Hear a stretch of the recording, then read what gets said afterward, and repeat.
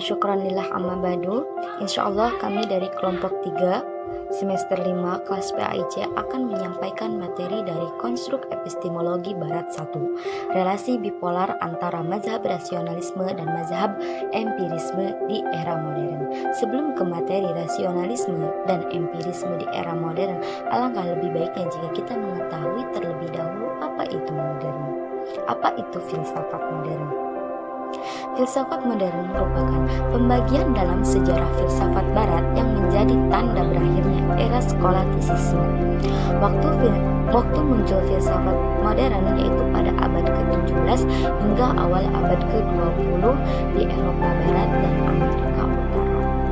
Filsafat modern ini pun dimulai sejak munculnya rasionalisme lewat pemikiran tokoh Descartes yang merupakan seorang filsuf terkemuka pada zaman modern, sehingga beliau dijuluki sebagai bapak filsafat modern.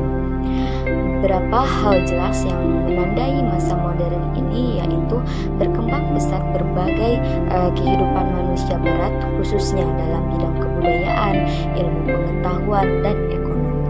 Yang kedua, khusus untuk usaha untuk menghidupkan kembali kebudayaan klasik, Yunani, Romawi, dan kebudayaan ini pula lah yang diresapi suasana Kristiani. Yang terakhir, aliran-aliran dari kungfu yang setelah menjadi aliran yang terus diperkembangkan. Dan satu hal yang menjadi perhatian pada masa Renaissance ini adalah ketika melihat perkembangan pemikiran yang dimana menimbulkan sebuah masa yang amat berperan dalam dunia filsafat, dan inilah yang menjadi awal dari masa timbulnya ilmu pengetahuan berdasarkan metode eksperimental dan matematis. Kedua, segala sesuatunya khususnya di dalam ilmu pengetahuan mengutamakan logika dan empirisme. Dari situlah kita dapat mengetahui bahwa rasionalisme dan empirisme merupakan dua aliran dalam bidang filsafat yang berpengaruh dalam perkembangan filsafat pada abad ke-17. Mungkin hanya itu yang dapat saya sampaikan. Selebihnya mengenai pengertian rasionalisme dan empirisme akan disampaikan oleh kedua rekan saya, yaitu Nura Jijah dan Aris Purnama. Rasionalisme adalah doktrin filsafat yang menyatakan bahwa kebenaran haruslah ditentukan melalui pembuktian, logika, dan analisis yang berdasarkan fakta, daripada melalui iman, dogma, atau ajaran agama.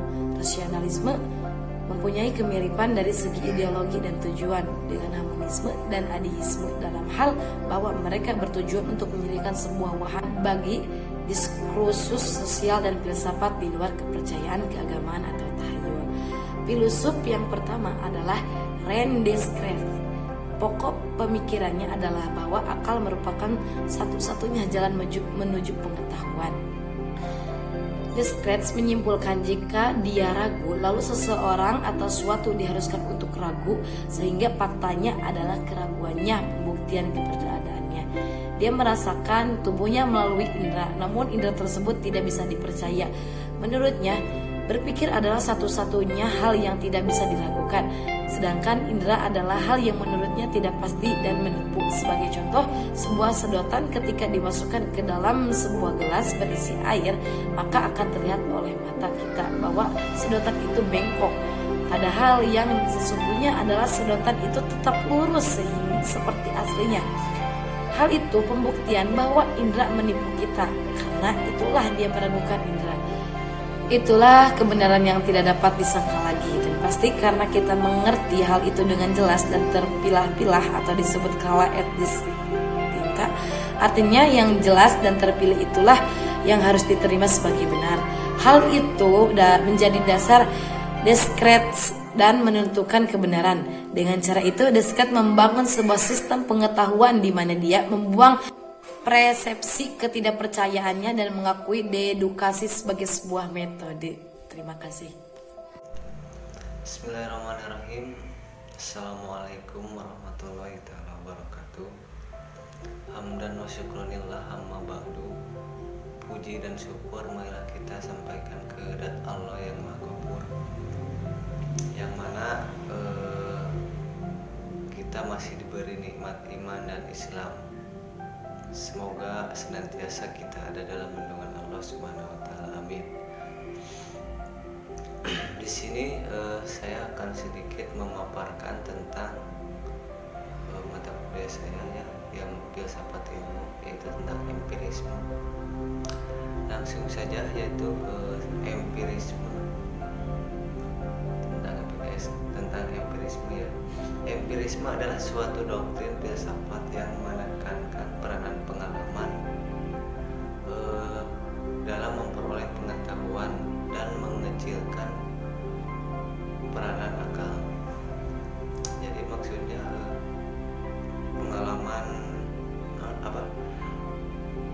peranan pengalaman dalam memperoleh pengetahuan itu lebih hebat ketimbang peranan yang menggunakan akal. Maksudnya itu mungkin ya. Yang adapun istilah empirisme yaitu berasal dari bahasa Yunani yang berarti coba-coba dalam pengalaman.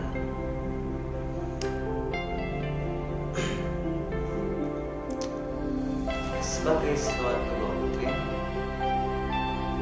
empirisme adalah lawan dari rasionalisme, berpendapat bahwa pengetahuan tentang kebenaran yang sempurna tidak diperoleh melalui akal, melainkan diperoleh dari panca indera, contohnya seperti mata, telinga, hidung, tangan, dan kulit, dan sebagainya.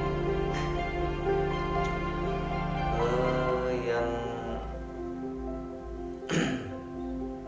bagian kedua itu filsafat bukan yang kedua, masih sama.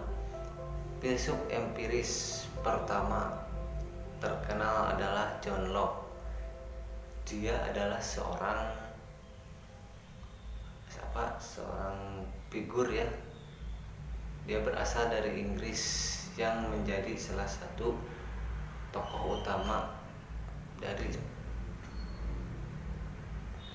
menjadi salah satu tokoh utama yang terpenting di Inggrisnya. Salah satu pemikiran Locke yang paling berpengaruh dalam sejarah filsafat